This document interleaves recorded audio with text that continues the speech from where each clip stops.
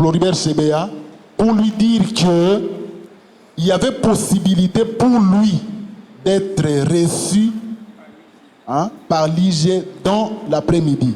Oui, inspecteur principal. Je l'ai confirmé.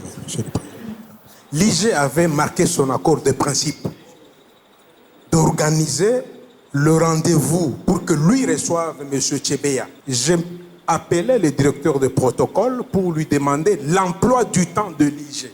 C'est quand il m'a donné son emploi du temps que je m'étais permis de l'appeler pour lui dire que c'est possible que l'on vous reçoive aujourd'hui dans l'après-midi entre 16h et 17h30 au plus tard. D'où avez-vous tiré l'assurance qui vous a permis de fixer rendez-vous à Chebeya, d'autant que la chargée du protocole, apparemment, n'a pas fait état de cette audience. Elle qui devait l'organiser. Monsieur le Président, je ne peux pas mentir, encore moins inventer. Je vous dis ce qui s'était passé. Lorsque elle m'a donné les programmes, l'emploi du temps du chef. Est-ce que vous lui avez dit ça? Vous avez suivi ce qu'il a dit? Vous confirmez? Je ne lui ai jamais dit ça. Moi-même, je n'avais pas le programme sur de monsieur l'inspecteur général. Pas ça faisait 3-4 jours. Vous avez dit que vous ne lui avez jamais dit ça. C'est ça? Vous confirmez? Vous confirmez que vous ne lui avez jamais dit? Je le confirme. Et ce n'est pas dans mes habitudes de mentir. S'il faut dire la vérité, je vais dire la vérité. Ce qui m'a dit, la tika yango la tia kokufa. Hein? Papi Vukandi puissance tika yango kokufa. Masolo sika impact na idéologie toujours. L'histoire lobby Richard Image. Ana identification. Tokoye babango mikolodi. Mais Richard Image, Masolo Yassika, pour être mieux informé. Masolo Yassika, plus histoire Richard Image, Okoyoka politique. Nous défendons notre démocratie. Kabila, on ne veut plus de toi. On ne veut plus de toi, M. Kabila. Okoyoka sport. Okoyoka pe culture. Okoyoka la musique.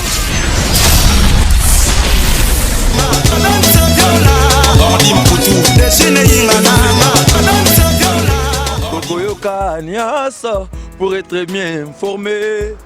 Masolo ya sika Richard Image Mukonzi na bangodi. Merci. La jinde vitesse de place to ibe bangoyi patikali. Patika na virage. Bana Diriba, Bana Afrique du Sud, Bana Poto, Bana Congo, site na bino yangoyo, Richard Image, Masolo ya sika plus 3. Et sika oborozwa li solo ya pokwa. Ezali kaka na site internet oyabino, Masolo ya sika plus 3. Bonjour à tous. Les activistes des droits de l'homme sont sous le choc après la disparition brutale de Floribert Chebeya. Des sources policières affirment avoir retrouvé le corps du président de l'ONG La Voix des Sans Voix, VSV, mercredi dans sa voiture sous la route de Matadi vers Mitendi dans la périphérie de Kinshasa. Par contre, pas de nouvelles jusqu'ici de son chauffeur, Fidel Bazana. La police a confirmé que Floribert Chebeya avait un rendez-vous hier mardi à l'inspection générale.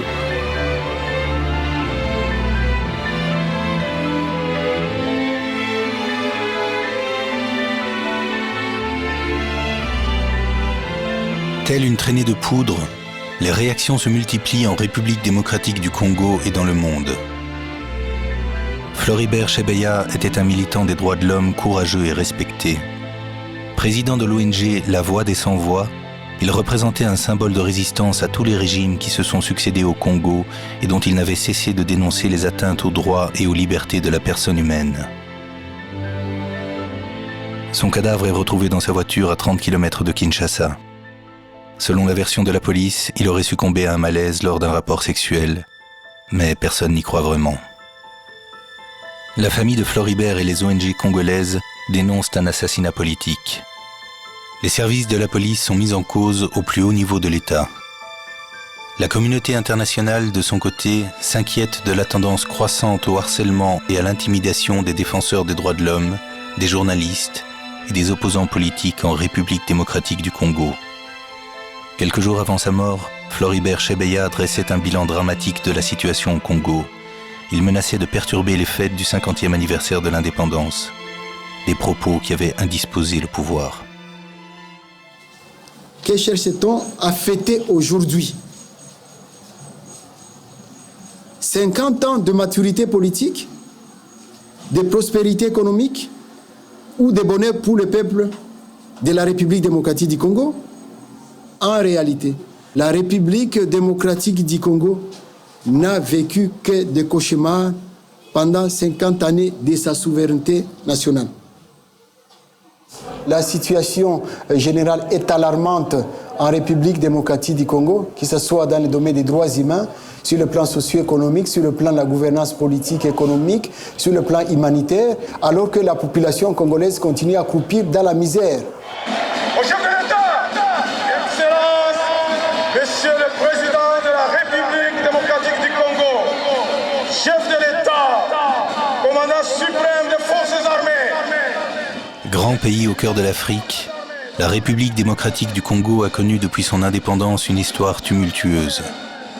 Les dernières élections ont assuré la victoire du président Joseph Kabila, un homme dont Floribert Chebeya avait contesté la candidature et les méthodes de gestion du pouvoir. Il est donc normal que s'élèvent des cris de joie et qu'un hommage mérité soit rendu à tous ceux qui ont permis que ce jour soit possible.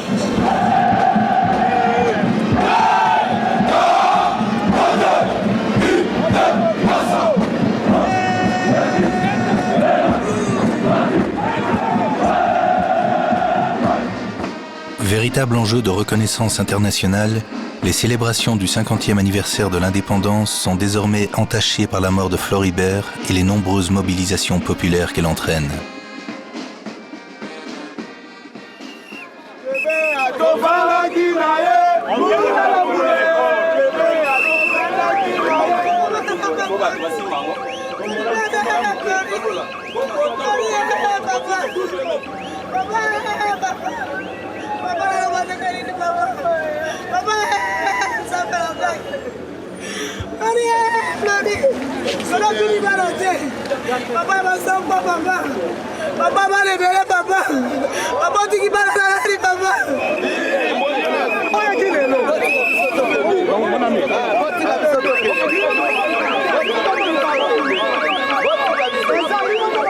Mais pourquoi la mort de Chebeya 5 ans? Pourquoi cette mort 5 ans? Chebeya a été assassiné dans les installations de la police nationale. À qui encore on peut faire confiance? Kabila assassin au Congo. Il a tué Floribert. Nous demandons sa démission. À l'immédiat. Sa condition. Kabila assassin au Congo.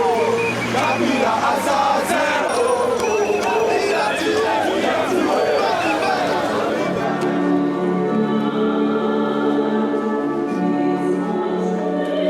En présence des autorités religieuses, des membres du gouvernement et sous le regard attentif de nombreux ambassadeurs occidentaux, une célébration exceptionnelle a lieu dans la cathédrale de Kinshasa à la mémoire du militant disparu.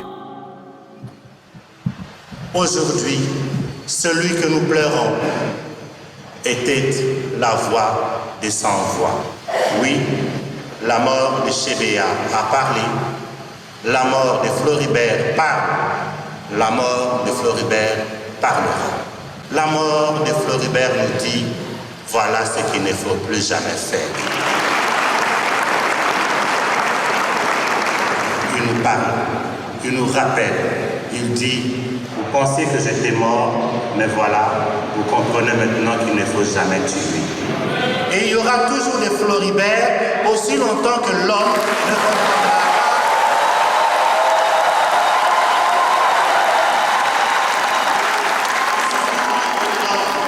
ne comprendra pas que l'autre, c'est son frère. Voilà mes frères et mes sœurs, le message, le langage de Floribert aujourd'hui. Floribert Floribert dérangé par la force de la vérité de ses rapports sur l'état des droits de l'homme dans notre pays. Cette vérité-là dérangeait et il fallait supprimer cette vérité, mais on ne l'a pas éliminée. On a éliminé un homme, mais on n'a pas éliminé la vérité. Mais je crois que tant que la justice congolaise est ce qu'elle est, il sera difficile de trouver les vrais coupables.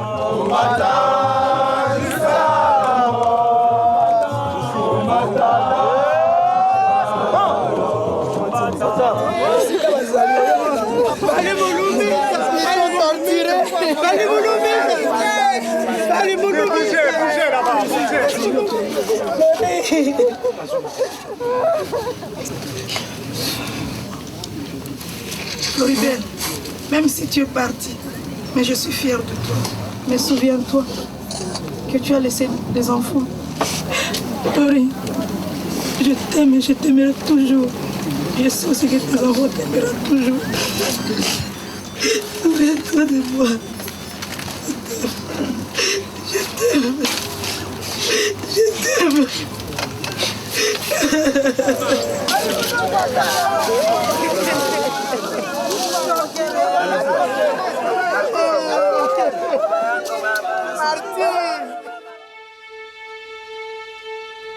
Moi et mon mari, on s'est rencontrés dans une église. Quand il est rentré, il m'a dit qu'en tout cas, moi, je vais te marier. Et on a fait seulement 1 mois de fiançailles et puis on s'est mariés.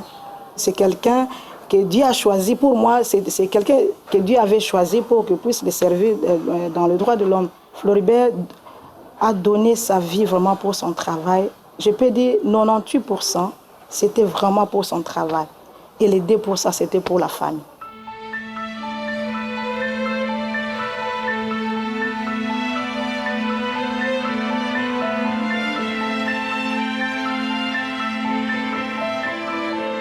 Pionnier de la lutte des droits de l'homme, Floribert Chebeya avait combattu la dictature du président Mobutu et créé l'une des premières associations de défense des droits humains au Congo, la Voix des Sans-Voix.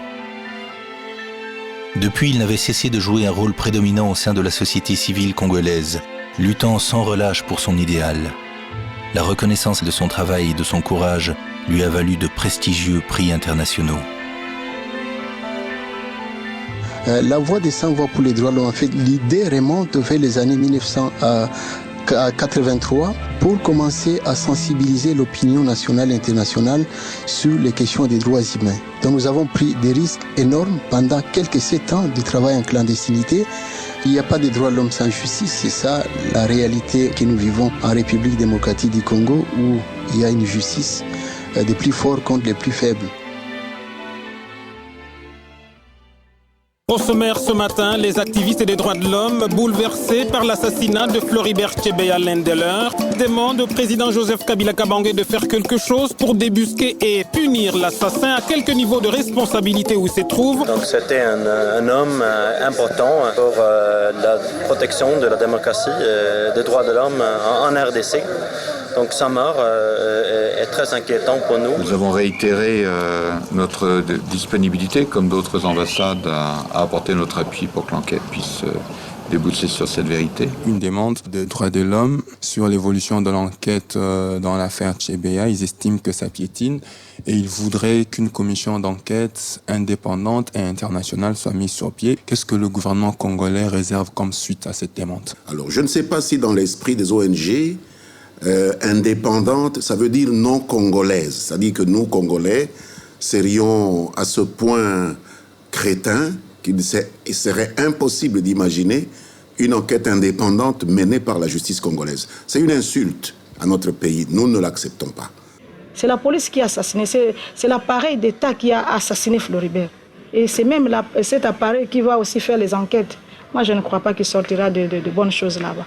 C'est pourquoi je réitère ce que je demande, qu'il y ait une enquête internationale indépendante et impartiale. S'il y a des gens qui croient que la tragédie qui a emporté notre compatriote Chebeya leur donnera l'occasion de liquider l'État congolais, c'est-à-dire liquider même l'appareil judiciaire congolais pour le faire remplacer par je ne sais qui, pour dire que c'est parce que des étrangers viennent ici dire le droit que la justice sera indépendante, je pense qu'ils peuvent faire le deuil de cette illusion-là.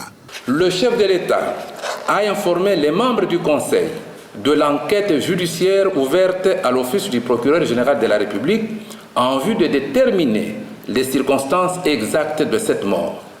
Le Conseil tient à rassurer l'opinion que cette enquête sera menée en toute objectivité et transparence par la justice congolaise. Vu l'urgence, le Conseil supérieur de la défense entendu arrête, article 1er, est suspendu de ses fonctions d'inspecteur général de la police nationale congolaise, l'inspecteur divisionnaire en chef John Numbi Banza Tambo. Des têtes commencent à tomber à cause de la mort de Floribert Chebeya. L'inspecteur général de la police nationale congolaise, John Numbi, est suspendu à titre conservatoire et de ses fonctions et quelques-uns de ses officiers sont déjà aux arrêts.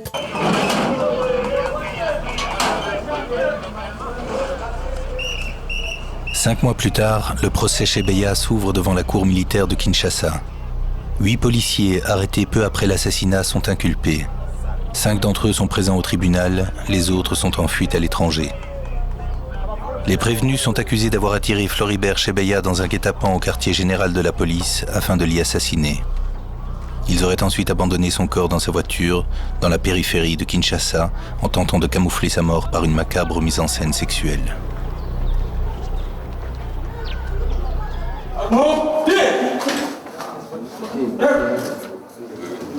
L'audience est ouverte. Veuillez vous asseoir.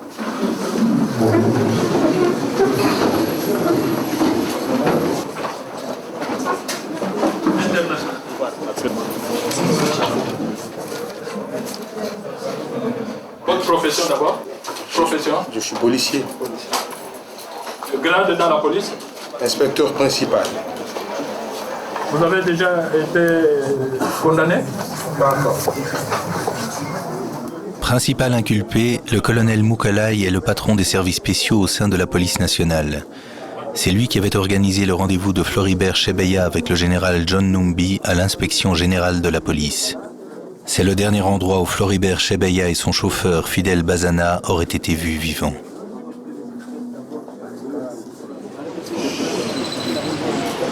Suspendu de ses fonctions, le général John Numbi est le chef suprême de la police. Il est considéré par les avocats de la partie civile et les familles des victimes comme le commanditaire principal du crime. Il n'est cependant pas inculpé. Il se présente devant la cour en qualité de simple renseignant. C'est quand même une joie que le procès commence, parce qu'il y a beaucoup d'activistes de droits de l'homme qui sont morts sans procès. La vérité consistera à pouvoir identifier les commanditaires de cet assassinat, puisqu'il s'agit d'un assassinat bien planifié, et que ainsi on mette fin au cycle d'impunité qui a l'air d'être encouragé dans notre pays et qui fait des émules à travers le monde.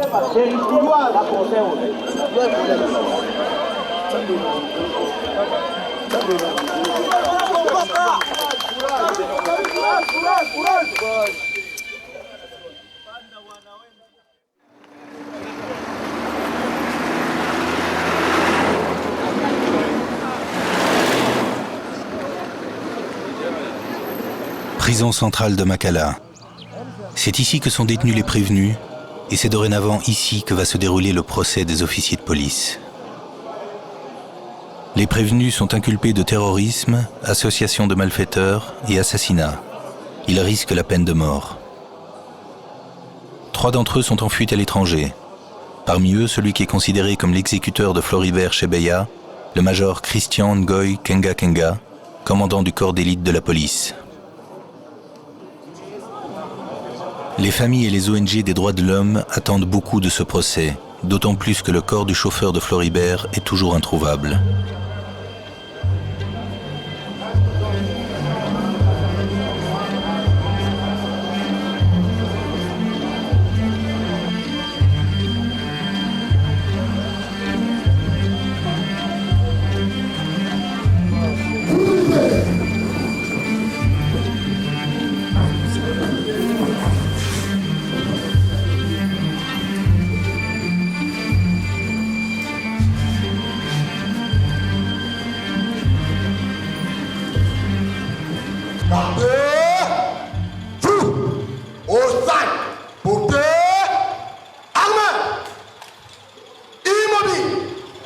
Adjoint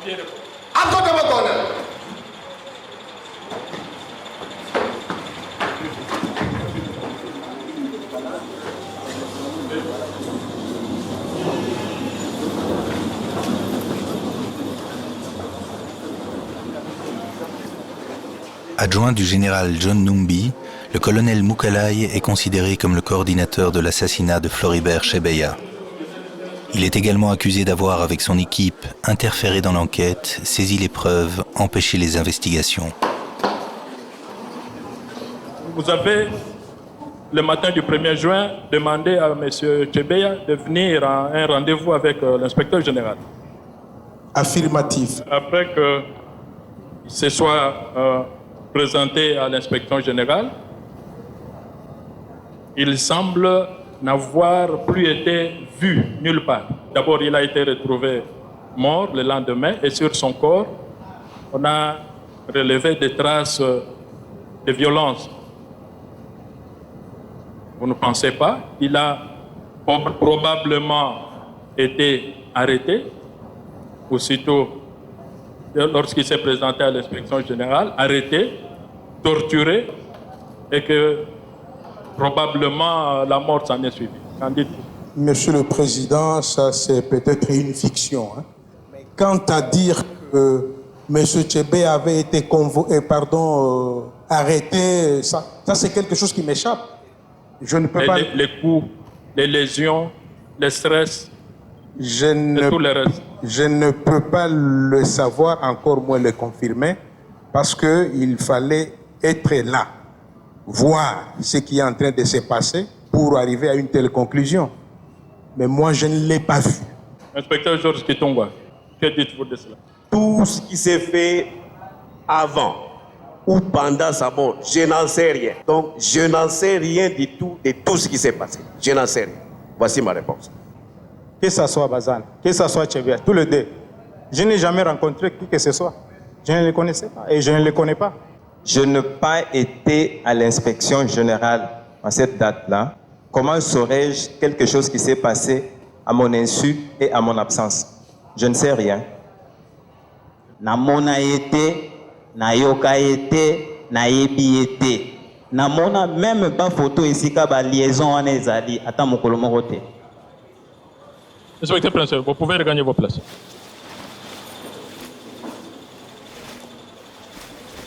Les dés sont jetés. La partie peut se jouer entre les familles des victimes, les organisations de défense des droits de l'homme et les inculpés.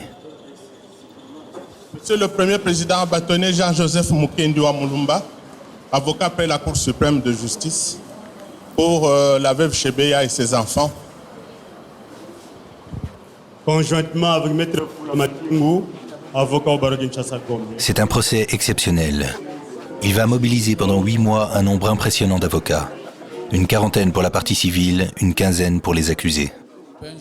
Face aux dénégations des prévenus, la Cour, le ministère public et les avocats de la partie civile vont devoir démêler les fils du drame qui a entraîné la mort de Floribert. Si le prévenu Mukalai n'avait pas appelé Floribert Chebeya le 1er juin à 9h56 pour qu'il vienne à l'inspection générale, il ne serait jamais venu. Et les relevés téléphoniques fournis par Tigo le démontrent. À 9h56, il a appelé Floribert Chebeya pour lui dire qu'il y avait possibilité pour lui d'être reçu par l'IG dans l'après-midi. Oui, inspecteur principal. Je l'ai confirmé. L'IG avait marqué son accord de principe d'organiser le rendez-vous pour que lui reçoive M. Chebeya. J'ai appelé le directeur de protocole pour lui demander l'emploi du temps de l'IG. C'est quand il m'a donné son emploi du temps que je m'étais permis de l'appeler pour lui dire que c'est possible que l'on vous reçoive aujourd'hui dans l'après-midi entre 16h et 17h30 au plus tard. D'où avez-vous tiré l'assurance qui vous a permis de fixer rendez-vous à Chebeya, d'autant que la chargée du protocole, apparemment, n'a pas fait état de cette audience. Elle qui devait l'organiser. Monsieur le Président, je ne peux pas mentir, encore moins inventer. je vous dis ce qui s'était passé. Lorsque elle m'a donné les programmes, l'emploi du temps du chef. Est-ce que vous lui avez dit ça? Vous avez suivi ce qu'il a dit? Vous confirmez? Je lui ai jamais dit ça. Moi-même, je n'avais pas le programme sûr de monsieur l'inspecteur général. Pas ça faisait 3-4 jours. Vous avez dit que vous ne lui avez jamais dit ça. C'est ça? Vous confirmez? Vous confirmez que vous ne lui avez jamais dit? Je le confirme. Et ce n'est pas dans mes habitudes de mentir. S'il faut dire la vérité, je vais dire la vérité. Le colonel Allen nie donc le rendez-vous officiel entre Floribert Chebeya et le général Numbi. Les avocats de la partie civile demandent alors à consulter le registre des entrées afin de prouver la présence de Floribert dans les locaux de l'inspection générale de la police le jour de son assassinat. Nul ne peut pénétrer au service sans être fait enregistrer au préalable à l'entrée, dont le registre est ici. Vous remarquerez lorsque vous allez examiner les deux registres que ce registre affiche au moins 5 pages manquantes. Et, comme nous disons en droit, la présomption est un des modes de preuve. Nous avons dit. Les registres incomplets ne permettent pas de confirmer avec certitude la présence de Chebeya dans les bureaux de la police. Mais la Cour dispose d'autres éléments. Elle reprend l'historique des messages téléphoniques envoyés par Floribert à son épouse cet après-midi du 1er juin. Le premier message est daté du 1er juin 2010. Il est reçu à 17h22. C'est un SMS. Il se présente comme suit. Je vais rencontrer l'IGPNC à 17h30. Merci de suivre. Je vous préviens après entrevue. Point.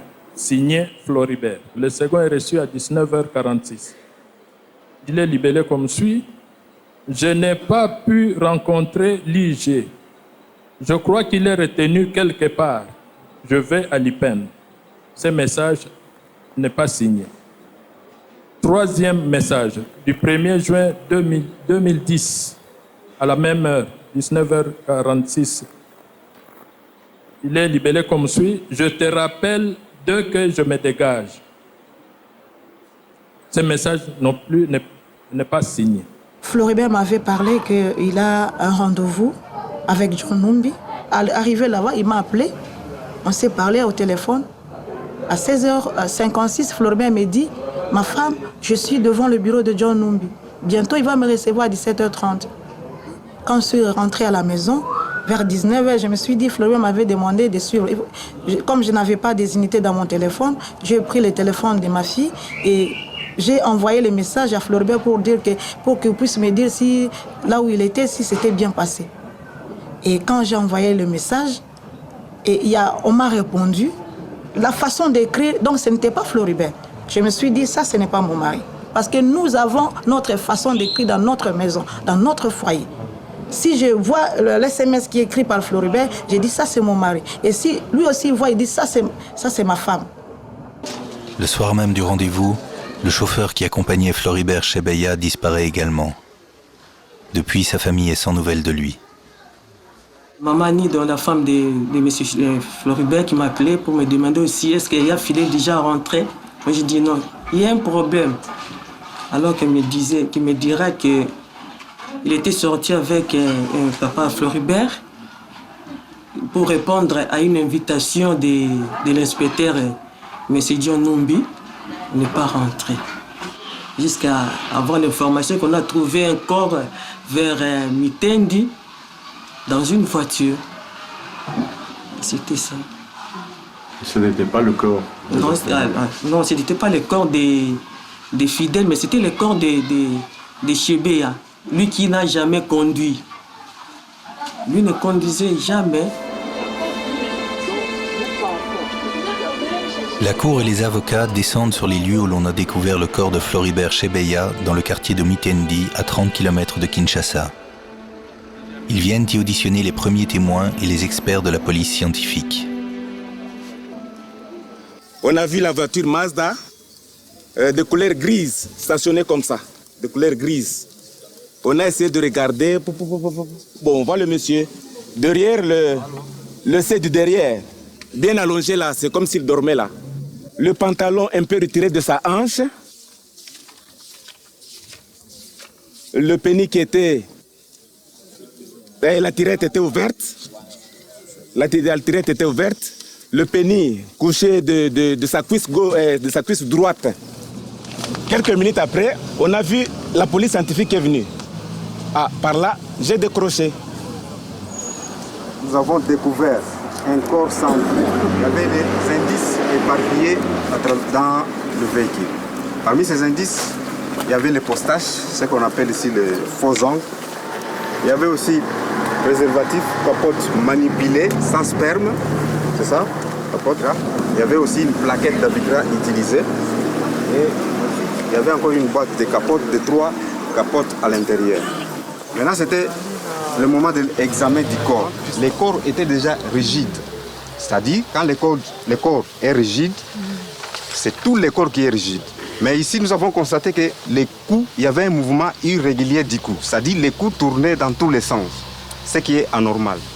Au regard des lésions constatées sur les 2 avant-bras, du sang qui coulait par la bouche et du mouvement irrégulier du cou, rien n'exclut que la victime serait ligotée ou menottée et que son cou serait tordu.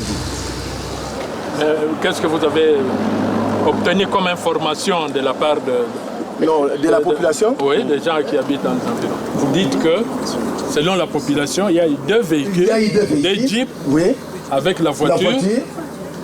Les 2 jeeps se sont arrêtés, y compris la voiture. Celui qui conduisait la voiture est sorti de la voiture, est entré dans la jeep, et les jeeps sont partis. Oui, c'est ça. C'était des jeeps de la police. Oui. Le chef de quartier honoraire nous dit qu'il y a des gens qui lui ont appris qu'ils ont vu des jeeps de la police déposer la voiture Mazda ici vers 5h, 5h30. Parce que tout le monde a eu peur, n'est-ce pas? Donc c'était difficile. Vous avez peur de témoigner? De témoigner. Ça c'est un problème, peut-être tout le monde le connaît très bien. Les Congolais ont toujours peur de dire ce qu'ils ont vu. Mais nous venons d'entendre les personnes qui les premières ont vu le véhicule et le corps de la victime. D'après le chef de quartier, le véhicule aurait été amené ici et cela, c'est un élément très important. La population a précisé que le véhicule était escorté par 2 véhicules de la police.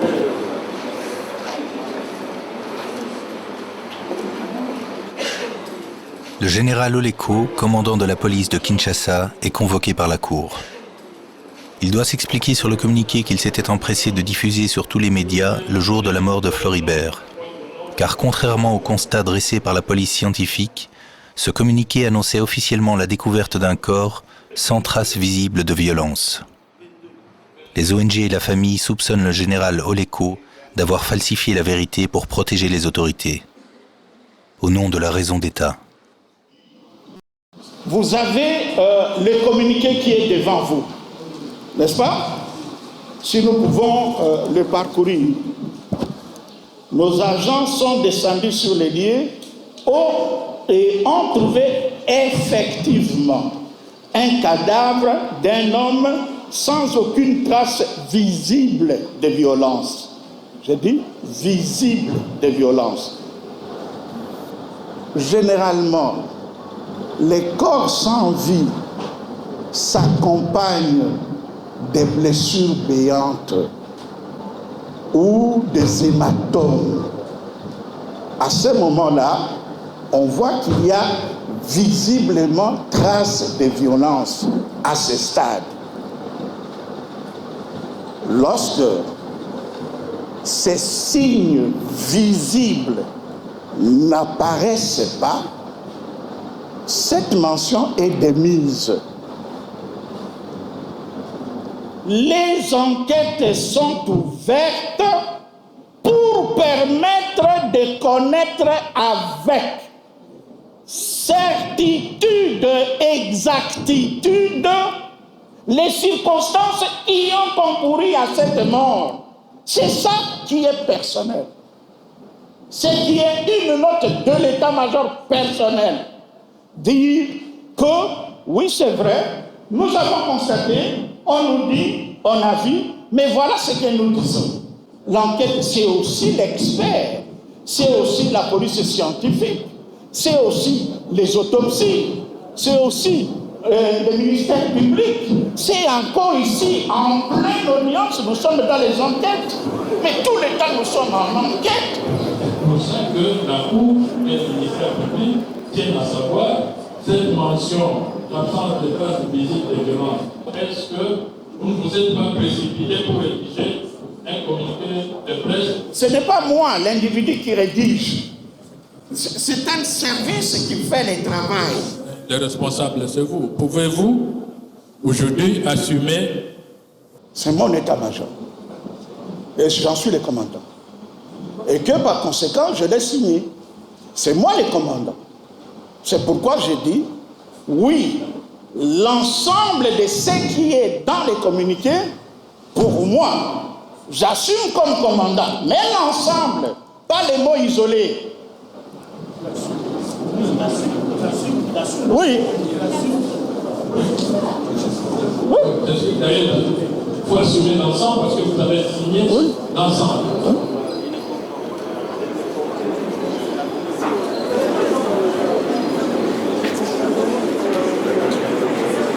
À la justice, que la justice fasse son travail, un point, un trait. Malembe.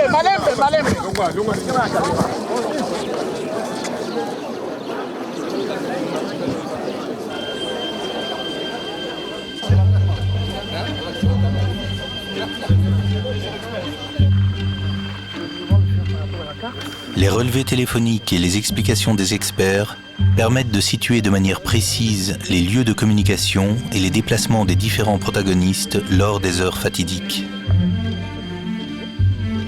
Ce sont parmi les indices les plus sérieux qui ont conduit à l'arrestation des prévenus trahis par leur téléphone.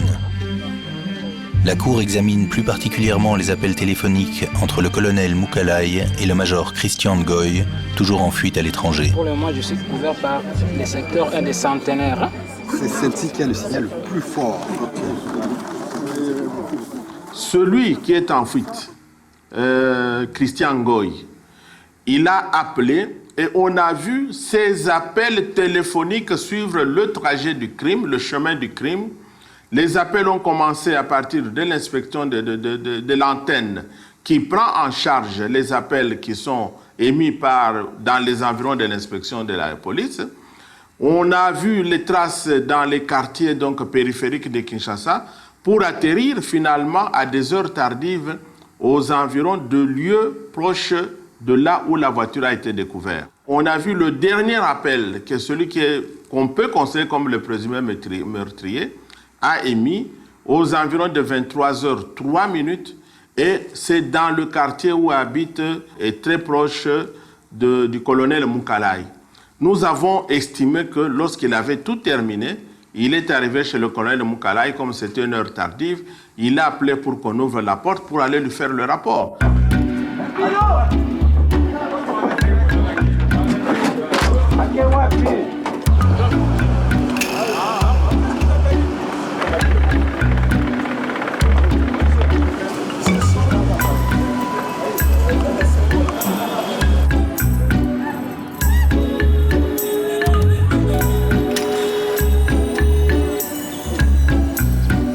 La Cour organise une descente sur les lieux dans la maison qu'avait récemment louée le major Christian Ngoy dans le voisinage direct de Floribert Chebeya.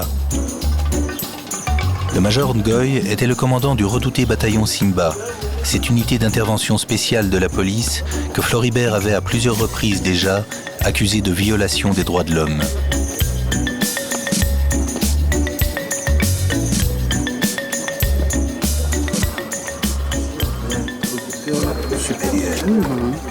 Dans ces enquêtes, a trouvé des armes, des munitions et des bombes dans votre maison, dans la maison où habitaient vos locataires. Comment vous pouvez expliquer ce déplacement-là des effets militaires dans cette maison? Moi, je ne peux rien expliquer, parce que la maison, moi, je l'ai loue. Je ne sais pas ce que le locataire met dans la maison. Celui qui était locataire, c'est Christian Ngoy. Ah, vous ne connaissez pas d'autre? Non.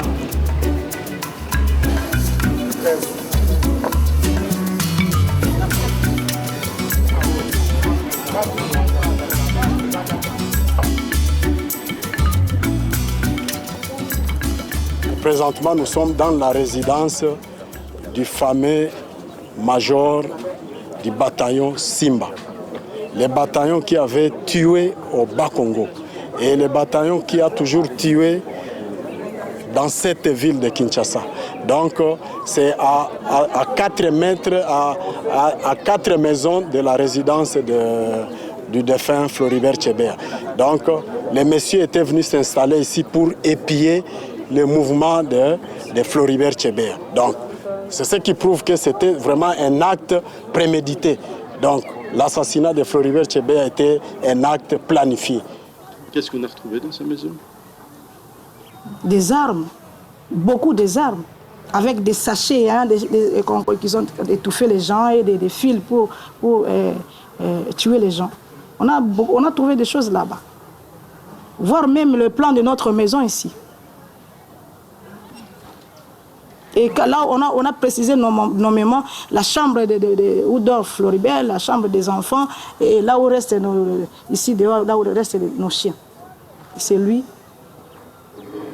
qui est aussi parmi les bras droits de John Numbi. Et c'est eux qui ont assassiné, qui ont massacré les gens au Bas-Congo, du Bundu Dia Congo. Nous avons vu comment la police, les bataillons Simba opéraient là-bas. Dirigé dans Numbi. Oui, dirigé par Numbi. Comment ça opérait? Nous avons dit que c'est parce que ça ne peut pas rester impuni. C'était quoi? Un massacre? C'était un génocide. On avait envoyé les bataillons Simba pour exterminer tous les adeptes des mouvements politico-religieux Bundu Dia Congo. Alors ça cadrait avec la définition du génocide. Et ça fait partie des infractions que la Cour pénale internationale réprime. Nous avons dit que ce dossier-là ne peut pas rester impuni.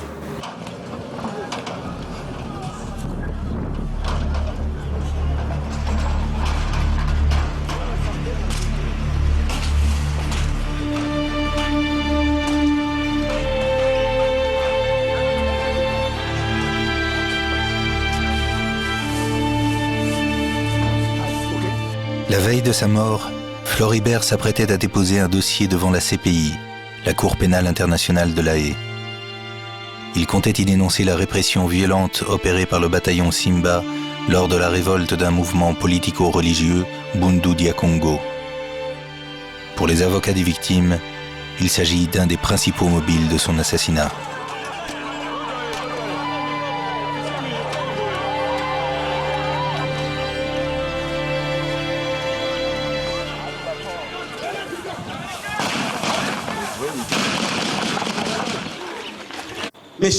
Mes chers compatriotes, excusez Monsieur le Président. Monsieur le Président, où allons-nous? Tuer qui vous voulez? Aller au Bas-Congo? Marcher sur vos frères congolais comme si vous marchiez sur des animaux? Toujours bataillon Simba. Mais alors, comment expliquer le silence des autorités? C'est là la question des crimes d'État.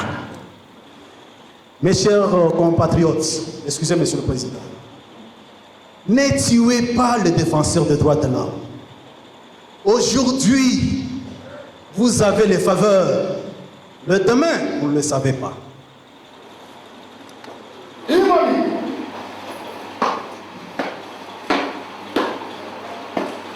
Mon colonel, au delà de ce jour, est-ce pas dit? Arme au pied de...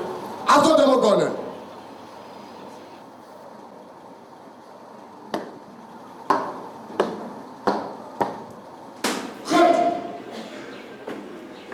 Toutes ces personnes citées-là font partie du bataillon Simba. Donc il y a un lien qui ne trompe pas entre tous les prévenus.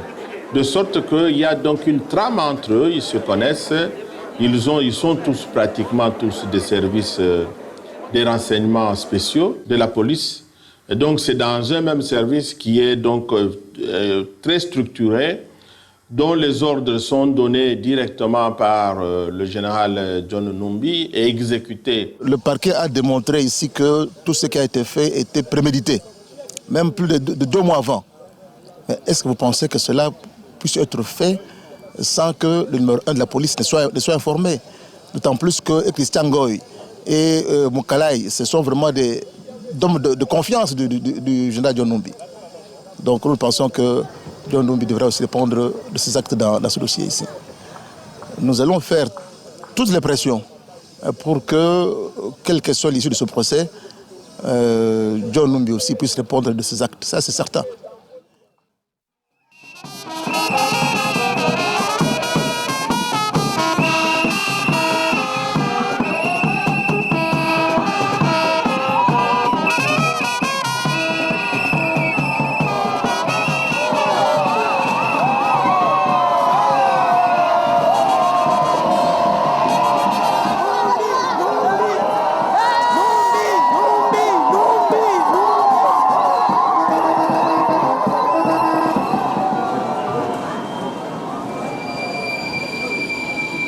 Depuis plusieurs mois, Floribert souhaitait pouvoir rencontrer le chef de la police afin de lui faire part des incessantes atteintes aux droits de l'homme commises par ses services. John Numbi l'avait donc convoqué à ce rendez-vous fatal dans son bureau. Toujours suspendu de ses fonctions, il n'est cependant pas inculpé. La Cour, selon le code militaire, n'est en effet pas habilitée à juger un général 3 étoiles. John Numbi comparaît donc en tant que simple renseignant. À ce titre, il n'est pas tenu de prêter serment.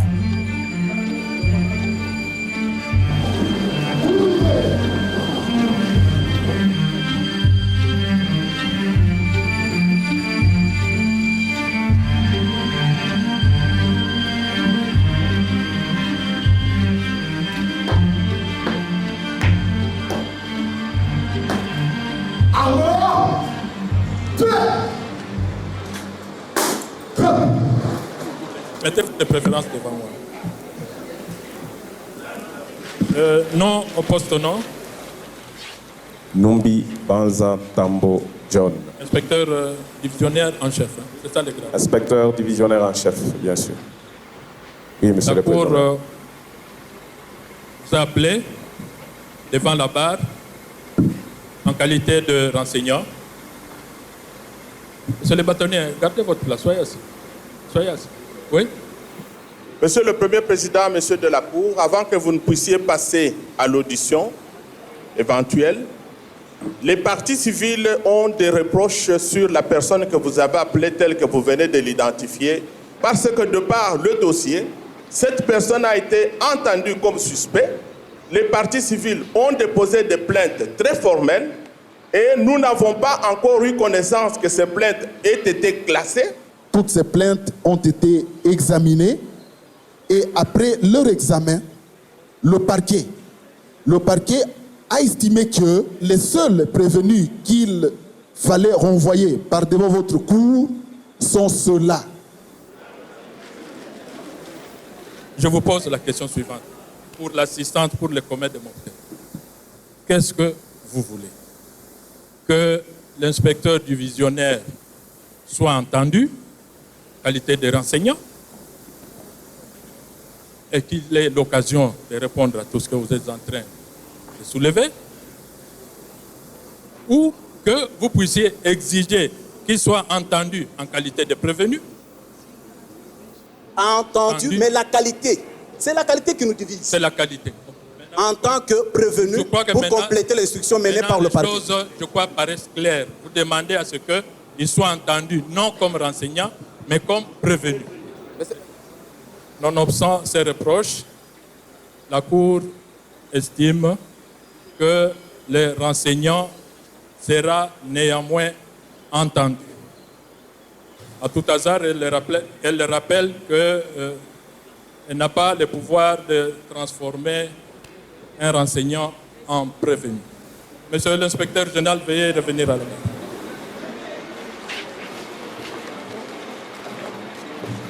Le général John Numbi, c'est quelqu'un qui a gagné l'armée lorsqu'il y a eu donc la révolution de de Kabila en 1997. Mais lorsque le général John Numbi a quitté l'armée de l'air et qu'il a été nommé inspecteur général de la police, il a récupéré les anciens militaires pour les transformer en policiers et créer un bataillon spécial, le fameux bataillon Simba. Donc il y a quelques 2 ans, on l'a propulsé comme général, mais commandant de la police nationale congolaise. Et c'est en cette qualité-là qu'il est le chef de toute la police sur toute l'étendue de la République. Au vu des promotions qu'il a eues, c'est une personne qui jouit de la confiance du président. L'inspecteur principal Moukalay est venu me dire qu'il a été sollicité par M. Chebeya. Et M. Chebeya, c'est lui qui a insisté auprès de Moukalay en lui disant même que fait un effort pour que l'inspecteur général puisse me recevoir. Et jusque-là, Monsieur le Président, moi je ne sais même pas jusqu'aujourd'hui pourquoi M. Chebeya voulait me rencontrer. Je ne sais pas. Je ne sais pas. Selon le Conseil, il avait établi un rapport qui devait vous entraîner pratiquement devant la CPI. Vous n'étiez pas au courant? Oh non, pas du tout. Vous n'étiez pas au courant d'une probable comparution devant la CPI? Jamais. Vous n'étiez pas au courant. Est-ce que l'on peut considérer à l'heure actuelle que c'est une attrape, c'est un appât, c'est un guet-apens, l'histoire de rendez-vous avec lui via Moukalay? Selon lui, on ne l'a pas invité. Il n'y a jamais eu une invitation. Il n'y a jamais eu une convocation. On ne l'a pas poussé à venir me voir. Alors, c'est difficile que vous puissiez parler de guet-apens lorsque c'était volontaire. Après tout ça, on a trouvé un corps sans vie. Voilà, je vous dis que c'est un concours malheureux. Je pense que la Cour va nous dire après ce que Moukalay a dit au sujet du rendez-vous qu'il devait organiser, et tout d'un coup, Chebeya est mort. Va nous dire. C'est d'ailleurs pourquoi nous sommes tous ici. Est-il confirmé? Parce que d'après nos informations, les majors Christian n'obéissaient qu'à lui. Ou à défaut, on connaît Moukalay. Est-ce qu'il peut confirmer cela? Oui, monsieur l'inspecteur général. Mais je suis le chef de la police. Monsieur le Président, je suis le chef de la police. Tous les officiers de la police doivent m'obéir. Et c'est ce qui montre d'ailleurs que je suis autoritaire. Silence. Pas de réaction. Pas de signe d'applaudissement. Nous avons fini, monsieur le Président. On sera Président. obligé de vous évacuer de la salle. Il peut mentir. Il peut se contredire. La Cour est désarmée contre lui. Monsieur le Président, lorsque nous sommes dans un système d'impunité où il y a des intouchables, vous ne pouvez pas le juger, vous ne pouvez pas instruire à sa charge. La Cour a dit qu'elle ne peut pas convertir un renseignant en prévenu. Mais c'est cela notre crainte. C'est la loi. Maître, nous voulons être sérieux. Depuis le début, j'ai dit que les débats doivent se dérouler dans la sérénité. Si vous continuez à faire des reproches à la Cour, simplement je vous retire la parole. Sur ce que la Cour a déjà décidé, c'est fini, c'est décidé, c'est net.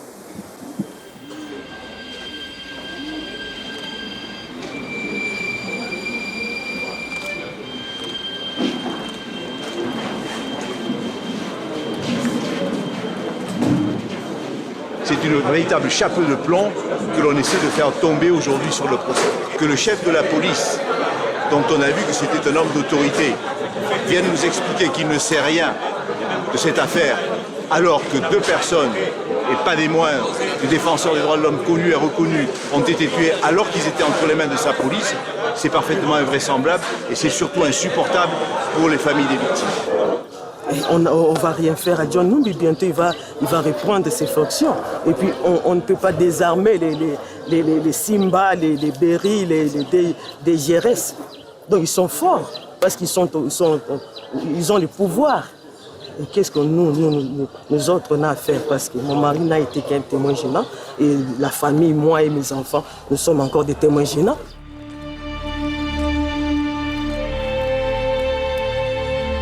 Inspection générale de la police.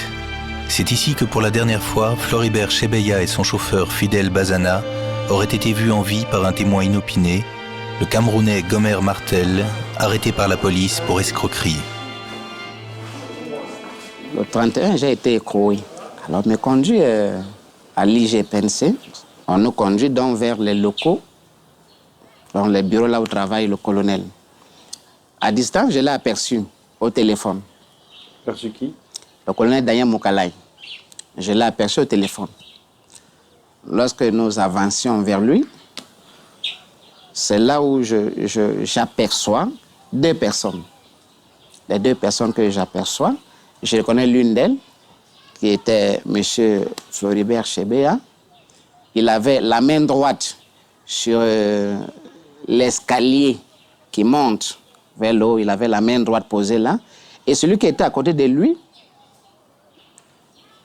m'a regardé et je me suis tourné aussi, je les ai regardés. J'ai reconnu que c'était Floribert et directement j'ai entendu derrière moi un policier qui criait. Quand je dis crier, bon, ça veut dire qu'il m'a interpellé brusquement. Et en lingala, il dit Zonga, zonga, zonga, kokende kunate. Général Azali Kolo. Ce qui a quitté à mon ébino boy, Ezamabi.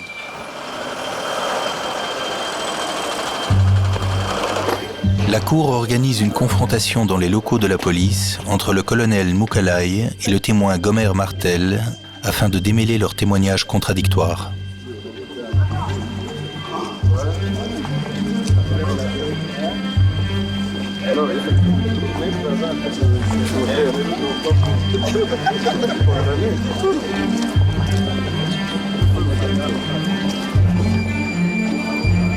On nous a fait signe d'entrée. En plus, étant détenu, donc menotté, j'étais le premier à emprunter, puis c'est moi qui étais mis en cause. J'ai fait ça, nous entrions.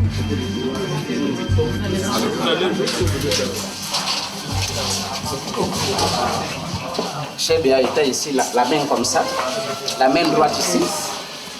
Et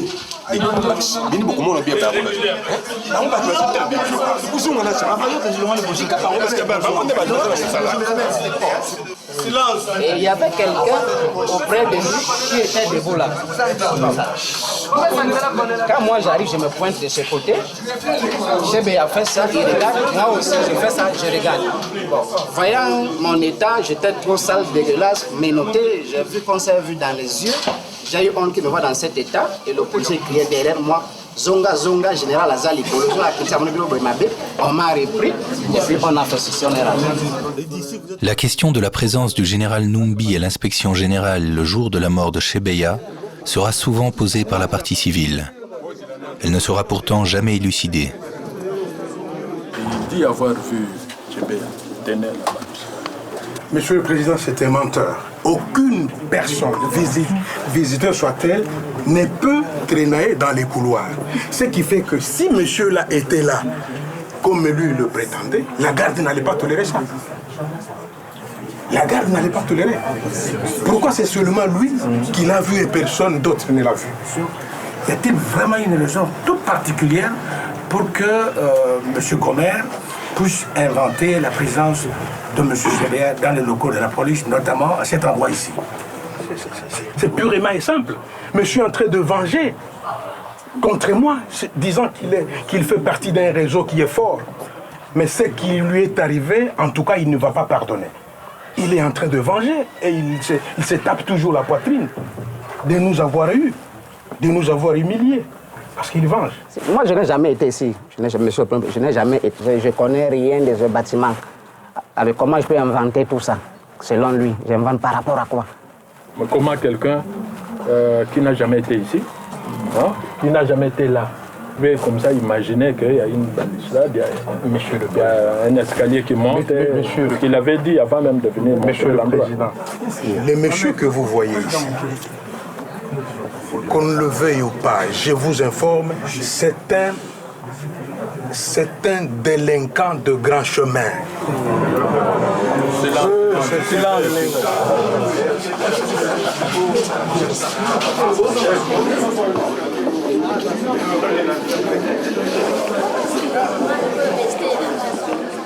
Mon client ainsi que les autres, les peines qu'ils encourent, c'est la peine de mort. Et lorsque nous affirmons des choses, ce n'est pas à la légère, contrairement à l'extrême légèreté de M. Gomer Martel, qu'il ne sait pas qu'il veut concourir à envoyer ces 5 personnes devant le peloton d'exécution. Il est là, il porte beau, il est sémillant, il est la vedette aujourd'hui. Il est la vraie vedette, pas américaine, mais camerounaise de tout ce qui se passe aujourd'hui, avec une légèreté infinie.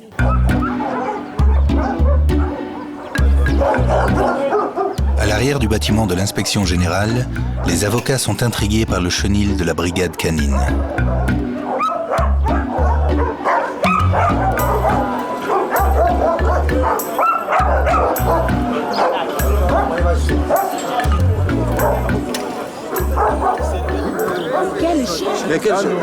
Soit ils sont nourris de cadavres sans famille et des gens qu'on tue.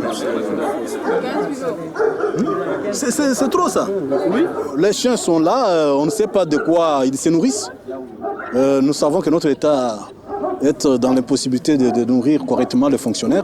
Nous ne voyons pas avec quoi il peut nourrir les chiens. Et surtout que nous sommes dans un État où un corps d'un individu est porté disparu jusqu'à aujourd'hui. Dans un État. Tout ça, ce sont pour nous des pistes de Justement, pour effacer recherche. les traces, un corps peut être sectionné et offert aux chiens pour effacer les traces.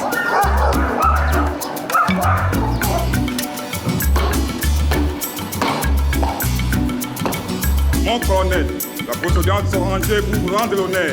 Vous présente le prévenu qui comparaissent à l'audience de ce jour.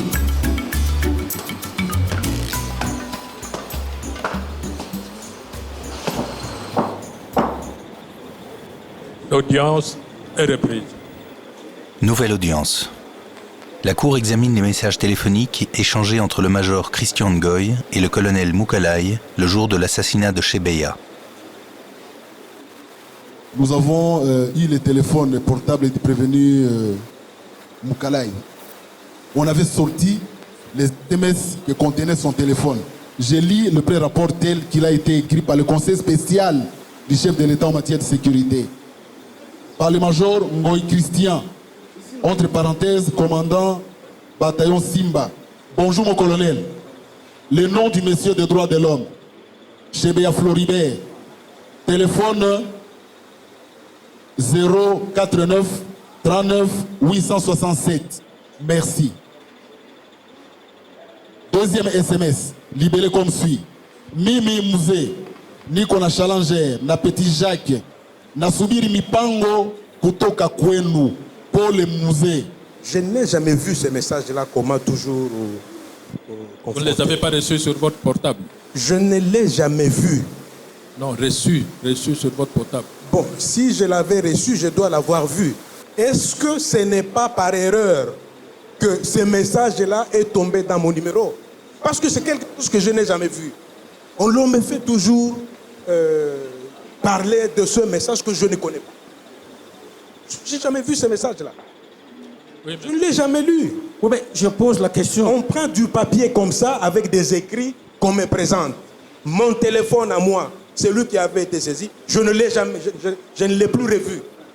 Vous comprenez que je suis victime de plusieurs tentatives de vouloir me faire porter le chapeau que je n'ai jamais porté.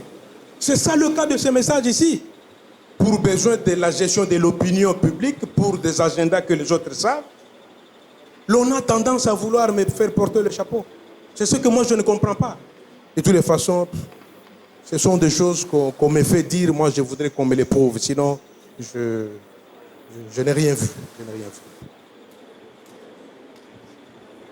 vu. Reconnaît-il ce numéro 049 39 867? Oui, vous reconnaissez? Je ne le connais pas. Et pourtant, c'est son numéro. Je voudrais encore poser une autre question en rapport avec ce numéro. S'il vous plaît, Monsieur le Président. Il ne faut pas qu'il fasse des affirmations gratuites comme ça. Ça n'a jamais été mon numéro. Vous êtes sûr? Je les jure. Voilà comment ils cherchent à me faire porter des chapeaux. Oui, maître. C'est un numéro qui... C'est un numéro qui gît au-dessus plutôt, et qui est attribué au colonel Moukala. C'est bel et bien son numéro. John Numbi a dit ceci, que l'initiative d'appeler Chebeya Floribert venait de colonel Moukalaï. Alors je veux savoir, n'est-ce pas lui qui veut le faire porter le chapeau?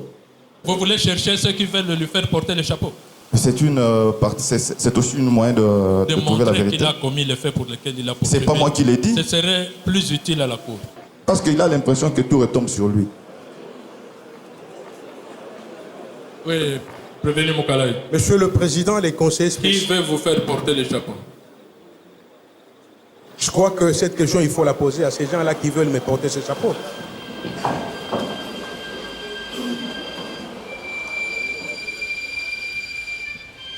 Le témoin camerounais Gomer Martel se sent désormais en danger. Il vient demander conseil à une organisation internationale de protection des droits humains.